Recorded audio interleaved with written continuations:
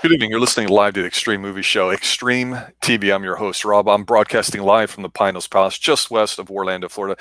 And tonight, ladies and gentlemen, Buffy fans all around, we have a very, very special show that we're attempting to do tonight and see how it does. I like to call it The Boys on Buffy because myself, RDV, Dalton the Authenticator, and a noob to our channel, but not in spirit, Professor Pixel is joining us tonight. Good evening, gentlemen. Good evening. Good evening. Yo. All right, guys. So we're trying to do something a little different. We've been covering a little bit of Netflix TV and some others, some old classics and some new ones. So it's time we have to discuss something I've never seen before, even though I grew up in the 90s, and that's Buffy the Vampire Slayer. I'll start off with my initial thoughts about it, and then we'll go around the room. And tonight we'll just take a look at the first two episodes and kind of just give us some initial impressions about them. For me, I will say this. At best, what I'm thinking is that it's a mixed bag. It was a mid-season replacement, looks like in 97. I am not familiar with Joss Whedon. I have not seen Firefly and all the other stuff. And before anybody goes off and tells me how great he is or how wonderful or how bad, I don't care. I'm looking at it just in terms of this episode, and I will say this. It's entertainingly bad, because the writing sucks and the acting is the acting's horrible and the writing's worse. But for some reason, there was a watchability to it, and that's hard to say. But compared to some of the things that are out today, it's like I'm trying to see what it is people really like about this show. And I know it's supposed to be about, this Buffy character who. Let me just start off with the name Buffy. Really, the Vampire Slayer. Okay, it's supposed to be funny, I guess, but I don't know. It just had this really campy cheese factor to me, and I don't know if that's intentional. I don't know if they're going to try to be serious. But for these first two episodes, to me, I'm taking a wait and see approach, and I'll watch a few more, because some shows I've liked the first season or first few episodes, sometimes it takes time to find that. So Dalton, let's start with you. What's your initial thoughts on Buffy this first episode? Well, it's interesting revisiting the first two episodes, because I've been a long-time Buffy fan for a very, very long time. Probably surprising very few people who know me or who are familiar with my tastes and things.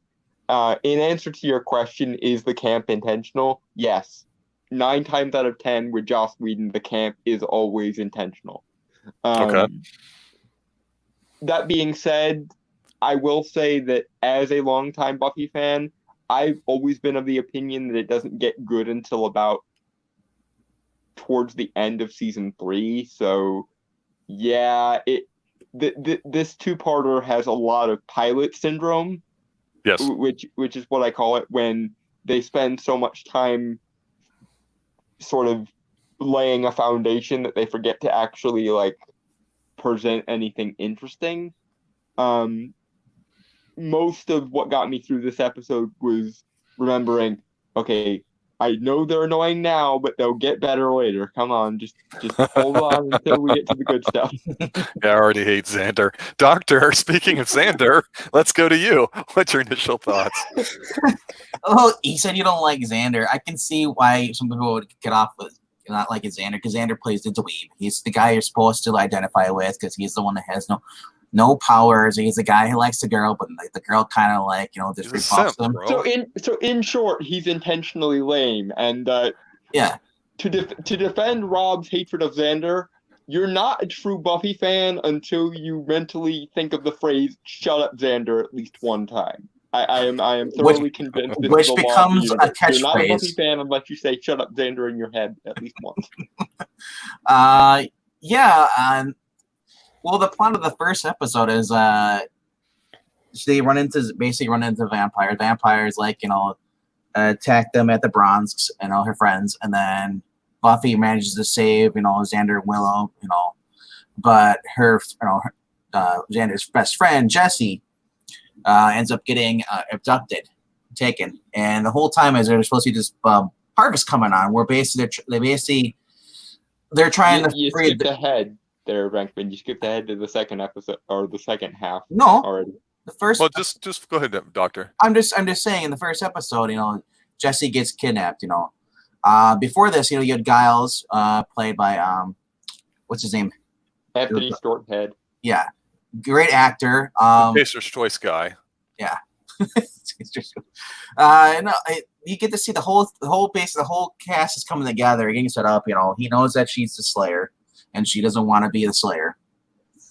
She just wants to have a normal life because she talked to the principal of Sunnydale, and basically he's like, oh, we're like, we're basically gonna give you a clean sale. What you did over there, fine. Just and then he tears up the paper, and then he looks at it like, wait, you set the gym on fire? Because it's playing off the movie. I can't remember if she did burn on the gym in the movie, but I know it's a continuation of the movie. So this is their interpretation. So, and this guy's a dweeb. It's like, oh my gosh, this is like. Yeah, we'll revisit that in a moment. Wow. Definitely, no question. Professor, what about you? I did not know that there was a movie. I was very confused there for a good minute whenever it started out with the whole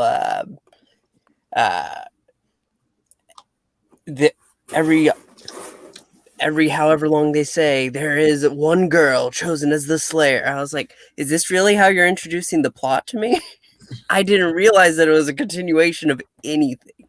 So after my confusion subsided, it was enjoyable in that campy way, like Dalton's saying. But I can't help but feel like Giles throughout it. These characters, what are you doing? Yeah, it's interesting that you say that because obviously, Dalton, you have a lot of knowledge with the series, but trying to look at it just from the lens of that first episode, what immediately came to mind is, and I agree with you about, having some, feeling your way through the first season as a mid-season replacement, trying to figure out where things are going to stick, get some traction. But overall, I got to say this. I know it's supposed to be kind of like a feminist show, girl power, rah, rah, rah, and all that stuff. And I certainly don't have a problem with it. But to me, even though it's campy and juvenile, and that's okay, one of the issues that just stuck out like a sore thumb to me was not Buffy or her extremely short skirt line or anybody other female in the show being overly sexualized, which again, not a problem from my end. It's the fact that all these guys are simps and just the women appear to look strong because the guys are so weak, and so you got the classic beta orbiter dude, and then you've got who's the guy who gets kidnapped is Jesse. Jesse's the one to get kidnapped, and I'm looking, I'm going, wait a minute, I know that guy's face, but he looks young, and I'm going, oh, that's was it Lucas Bryan or whatever? He's from Haven, and he's a hunk of a guy. Yeah. And I thought, oh, well, I'm mixing a little bit of episode 2 in here. I'm going, oh, he's the dweeby guy. We don't really know it, so maybe he'll get all sexed up, turning into a vampire. And he did. He got his confidence and his mojo. I thought, oh, I can see where they're going to kind of play stuff here. Maybe the seeds of this dynamic between the friends and not friends and confidence of being a man would be a part of the show.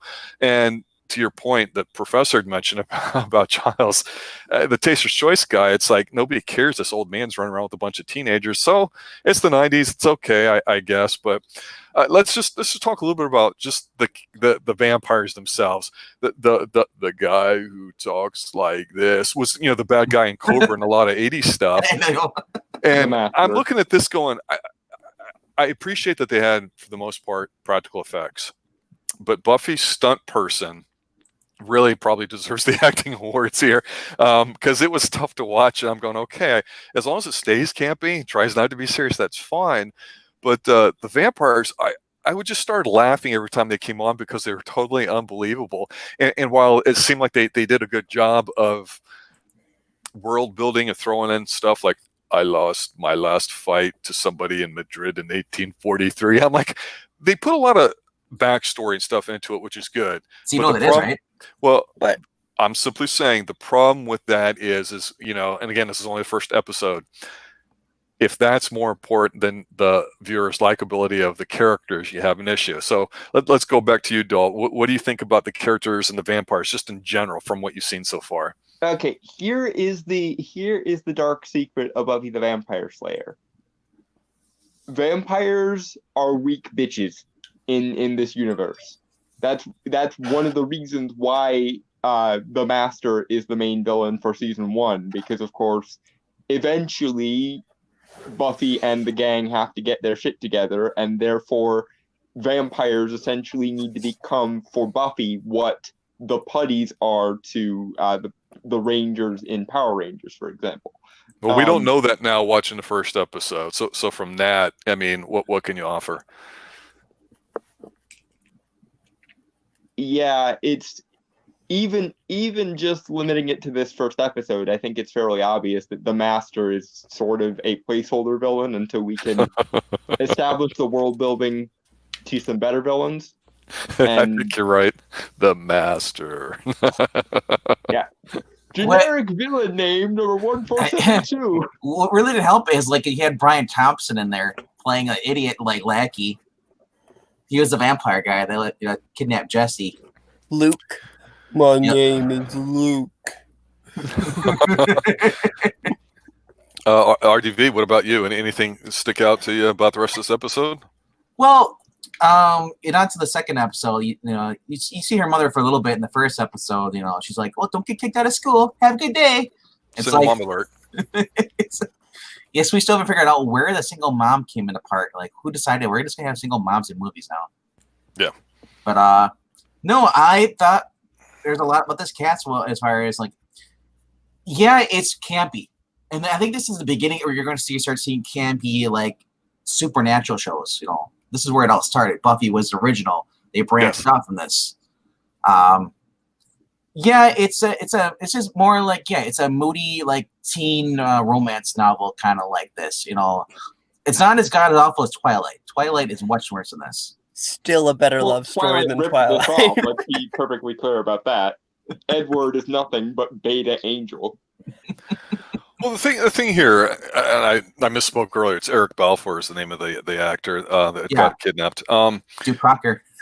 Yeah, exactly. What I will say this that I think is pretty positive is okay. These two episodes actually kind of roll together because they leave on a cliffhanger with a fight, and I gotta say this, despite the fact that Willow, who seems like pretty interesting too, and not totally ditzy from what we get to know, Alyssa Hannigan as from later shows and band camps and all that stuff. She seems kind of interesting. She seems skillful. She seems like she has some merit to her, but she obviously has a crush on Xander. So I'm like, okay, I know they're going to have their little love triangles and everything else here too. And of course, the mysterious guy, we find out whose name is Angel, oh, he's the mysterious guy. And it's like, oh, this is so lame. And that's just from my perspective. But I got to say this, as campy as it is and as bad as the vampires looked, I felt that the first episode and going into the second episode, starting on that now, I thought that both of them, especially for a pilot, even though it was kind of split into two episodes here with the continuation, I thought it flowed very well. And I appreciate the fact that it just, for the most part, the pacing was there. It continued, it went well, it didn't stop and take 10 minutes to drag ass and then whatever. It really kind of moved, and I didn't feel like there was any dead spots to it. And actually I did appreciate here in the second episode how some of the characters that were introduced that you got some notable screen time didn't necessarily stick around. And you got to see a little bit of Buffy's arsenal as far as what she can do. And, she kind of is like, I want to shop. I want to do all these other kind of things. But I guess I have to accept the fact that what this guy's saying is true. And I do appreciate the fact that nobody's really sweating the fact that, I overheard what was going on in the library, all talking. Now I saw it and I believe it. Okay, what can we do about it? I thought that kind of group dynamic was kind of cool because sometimes there's you don't need to know anything because it'll only put you in danger kind of nonsense. So I think that was a couple positives I have to say about these two episodes. Can you recognize the guy who gets killed in the beginning with the blonde, the vampire? No. J. Patrick Lawyer from Jag. That's Julie Benz playing the blonde vampire. Well, she's looked familiar. I knew that I've seen her. It's hard to tell because she had her face is scrunched up like that. I have to say, I do not know why they had to disfigure vampires horribly. That was just such a level that's so unnecessary. They can't make proper facial expressions. The reason I think they did that because they're supposed to be evil. You saw how Jesse was, how he acted. He didn't care. He's selfish. So they're gonna look ugly. We have to make disposable foot soldiers to rip through, otherwise the action scenes will get boring, basically. But I saw this day. I love the fact this is the vampires where they actually just go poof. They do. Except for that one guy, she kicked off screen. She stabbed him, and he's laid there. You didn't hear a poof or nothing. You just saw him fall off screen. Well, Don, let's go to you. At this point here for these 2 episodes, like you said, there's definitely been some world building. There's definitely been some character introductions and all that too. For these 2 episodes, just in terms of the characters, are there any particular one or two you're going, yeah, this person looks like they might be cool, or this person looks like not, or I mean, I'm getting the vibe that this is supposed to be a character kind of show, and I don't like most of them already. What about you? What do you think? As per usual with these shows, it's always 1 or 2 people that I gravitate towards. In this case, it's Giles and Willow, because they seem to be the only ones who actually not only know that they should do something, but actually have the wherewithal to try and do something. Whereas Buffy is just sort of dragged along by her, the proverbial short and curlies by destiny, and it's like, I want to do literally anything but this, but I'm the one with the special powers, so derp. Whereas Willow is like, okay, now I know this exists, so let's do this. And of course, Giles is as ever the straight man, and from what I remember of early Buffy, that lasts for a few seasons. Giles will be the only one talking sense through most of these episodes for the most part. Doctor? Well, like I said, Josh Whedon is the guy. He's one responsible for creating the teams. When you need hero stuff, there's a team. This is why you see on the CW we have Flash, Team Arrow, Team Supergirl. This is Josh Whedon. You thank him for that. Well, that falls on deaf ears as far as I'm concerned. I know there's a lot of people listening that have a lot of opinions about him, from what I understand. Dalton brought up an interesting point, I thought, but I want to hear you guys' thoughts about the characters before I expanded on it.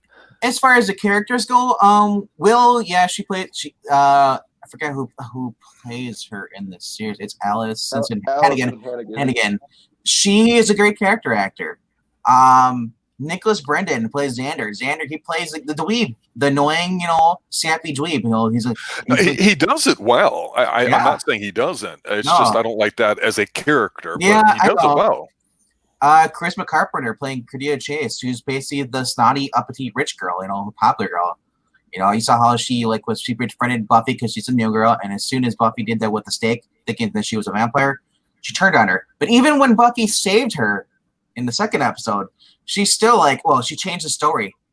Oh yeah. Well, but dealing with Cordelia is right up there with putting Xander in the proverbial corner. And it's just one of those things you have to get used to as a Buffy fan. I will say this though. Just as much as any good Buffy fan should get used to saying "Shut up, Xander," they should also get used to saying "Fuck you, Cordelia." I'll just say this though. If you decide to continue watching the rest of the series, you'll notice that Xander and Cordelia have a lot of interactions, and she's like, ew, and he's like, he kind of likes her. He's a guy who basically goes for any girl to give him attention. I'm surprised he hasn't hit on Willow yet. But they did say that she said Willow did say in the beginning, they dated once. Like, oh, you stayed? Yeah, we were 5. I'm really wondering about the Chosen One now. Thinking back on it, sure, Buffy did flips and stuff and dramatic kills, but I think Xander killed 2 or 3 of them himself. Whenever they one were was released an accident, in the bronze. That's what it looked like to me. He didn't want to kill his friend, but the other 2 he did absolutely mean to kill.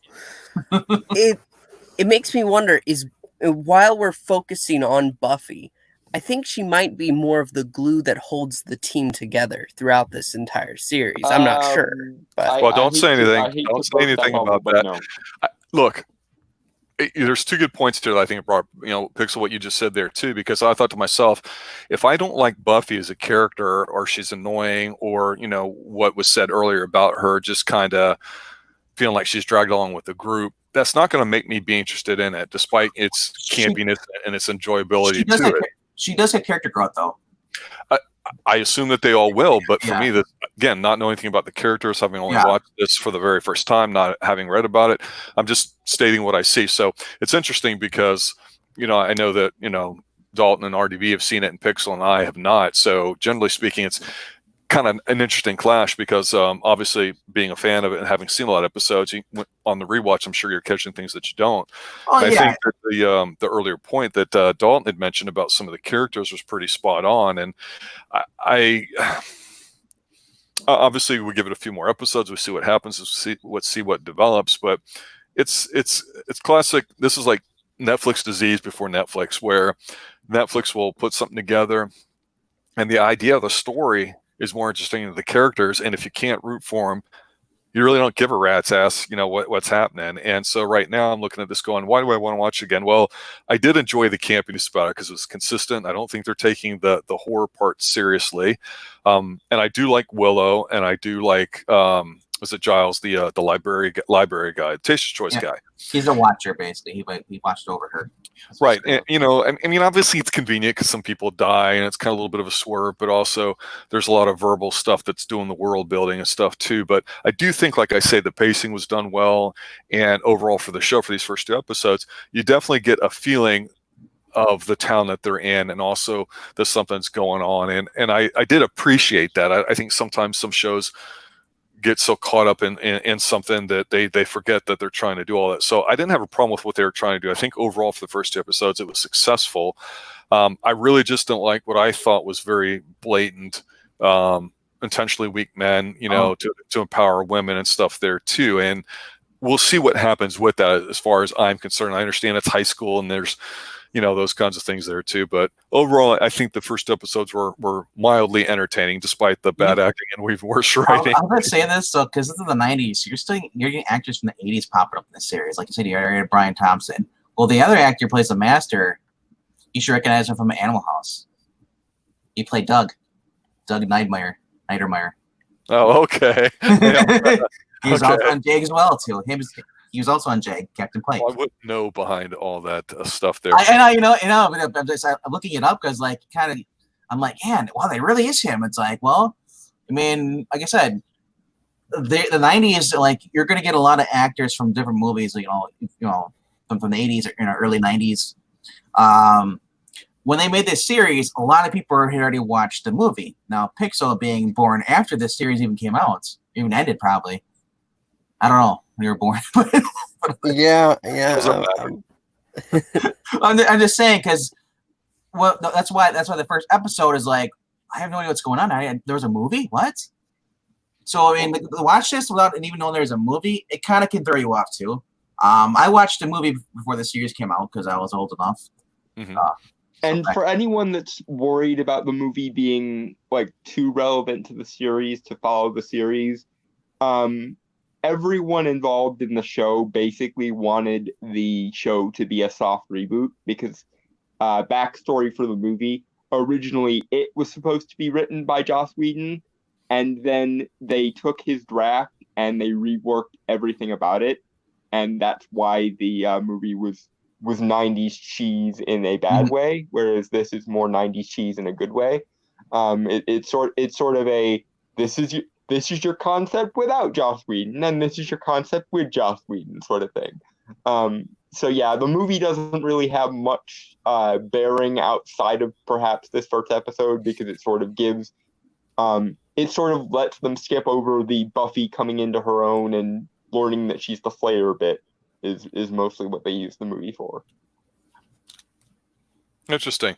Yeah, we'll probably visit the movie at some point, just later on, maybe when we get a little bit deeper in this. But the one, for my final thoughts, and then we'll go around the room here, is that Buffy is something that growing up I didn't watch because I was watching other stuff like Millennium or whatever, and X-Files obviously was super hot, but I knew so many people that just like, why are you watching this? Oh my God, you got to see it. It's cool. It's this, it's that, or whatever.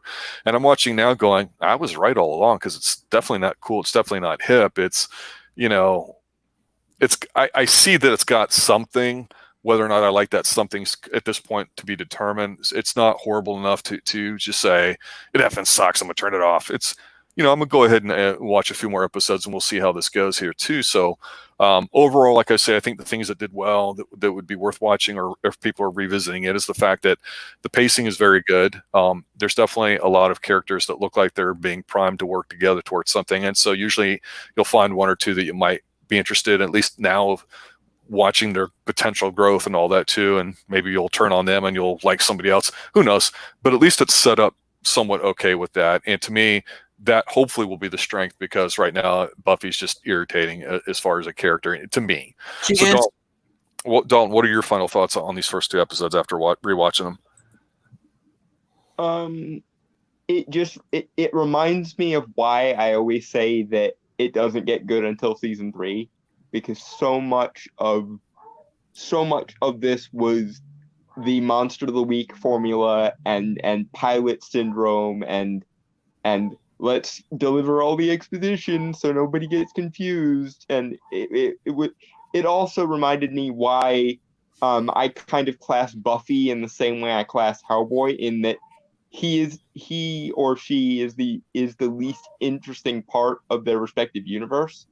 And I've always, and especially now that I've rewatched it again, been of the opinion that Buffy is the weakest part of the show, and that everything going on around her and the world building going on around her is why I keep watching.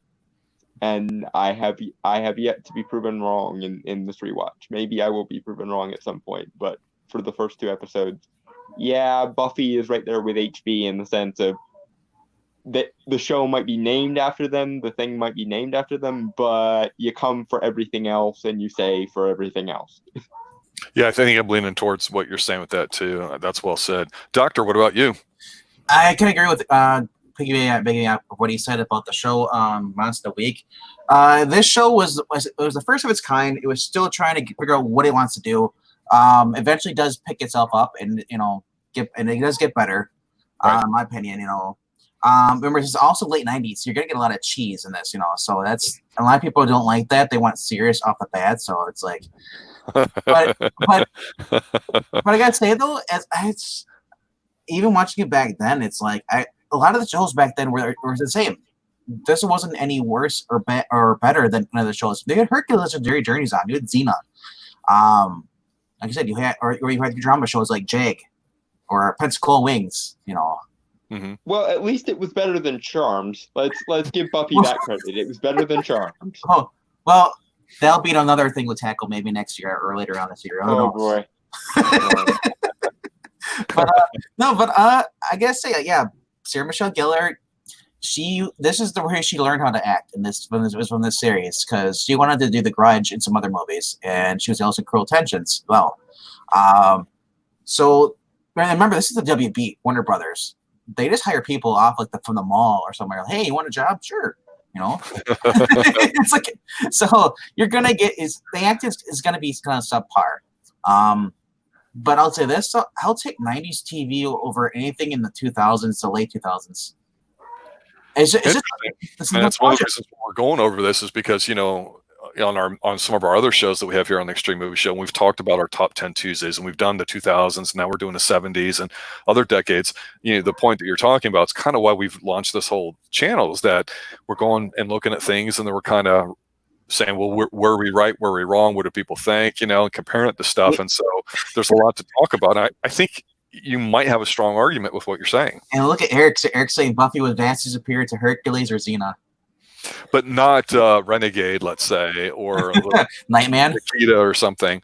But that's an argument for another night. Mr. Pixel, Professor, Sir, what about you?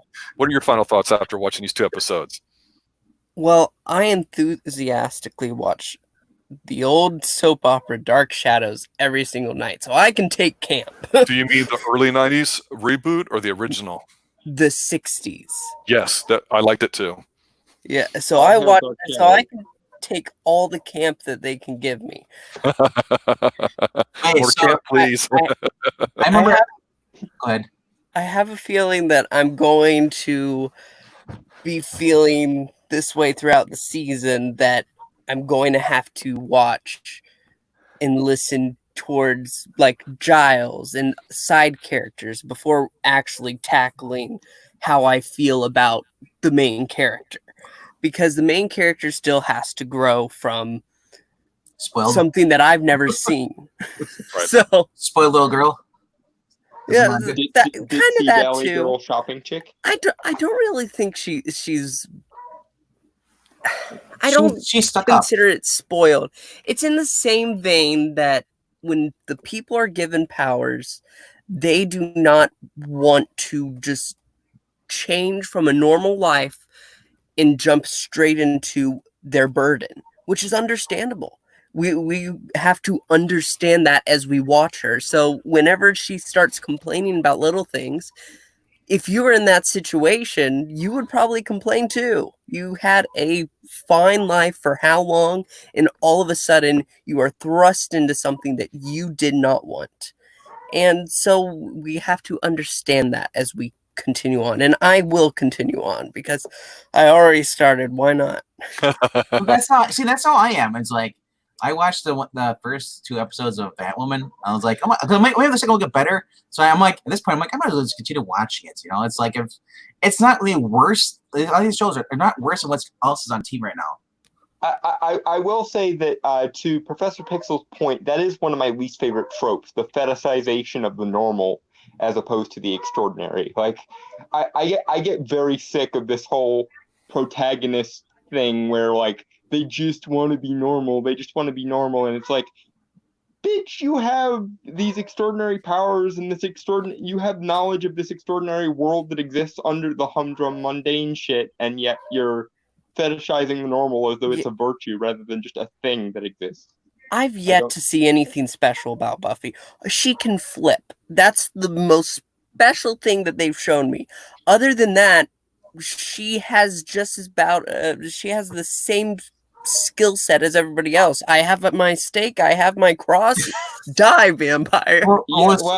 She's got to go through quite a bit of training, and a lot of time in the first couple seasons is allotted to that. I'm just saying, I really dislike the trope of, well, I'd rather just go shopping, but I guess I can save the world from this unholy, legion of beings or whatever. Like, I've never understood that fetishization of the normal. Give me the extraordinary, goddammit.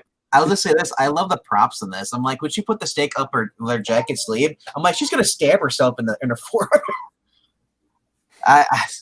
Well, for me, it really comes down to what makes her annoying, at least to me, because I agree. You got a power, you got something like that. You can act like a woman and just talk like she does in here. It's annoying. It's the writing is what sucks because, whether you agree with that trope or not, like Dalton was saying, to me, it's like, as a guy, we'd all be doing the same thing. And we'd be like, man, this is kind of badass. How can I use this to get ahead in life? And anybody really would as an adult, whether you're a woman or a man. So it's not, I don't think it's a male-female thing here, but it's just her constant talking. It's like, shut up.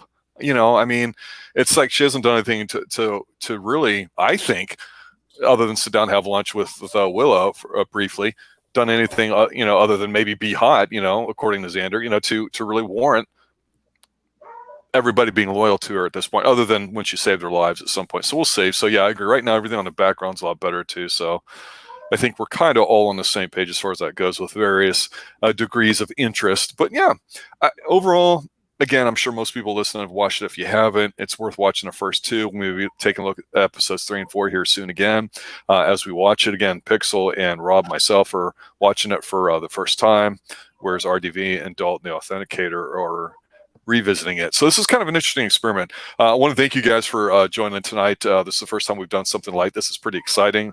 Time really flew on this too, so I'm sure we'll be thinking about some things about these episodes as we watch episodes 3 and 4.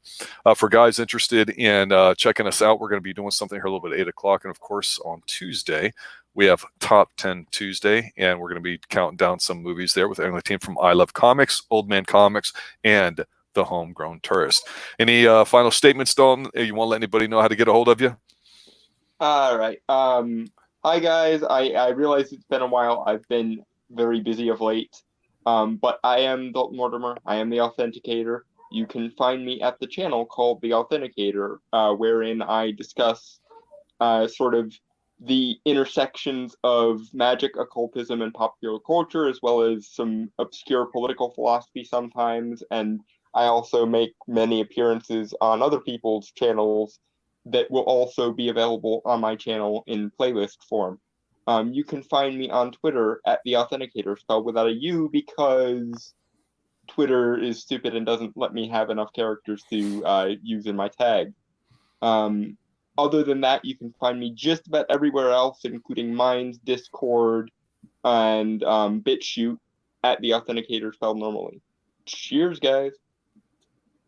Professor Pixel, how can people get a hold of you? What would you like them to know? I have a channel. It's mostly just watch parties that I've done with Dalton over about Dark Crystal. It is Prof Pixel, like you can see in my bubble right here. And my Twitter is Prof_Pixel. Nice. Doctor, what about you, sir? Well, you can find me here in about 45 minutes. You can also find me here on Tuesday as well. And whenever Ingleteen's streaming, you can find me there too. Nice job, guys. Yeah, I had a lot of fun with this tonight. I wanted to see what the Buffy buzz is all about. And so everybody, I'd like to thank you for showing up, listening. We're been really having an uptick lately in growth, so I appreciate all the retweeting and the subs that we've been getting. It's really meant a lot. We're seeing some really noticeable growth. Hope that continues there too. Hope you enjoy listening to this debut episode of The Boys on Buffy. Good night, and as always, stay extreme.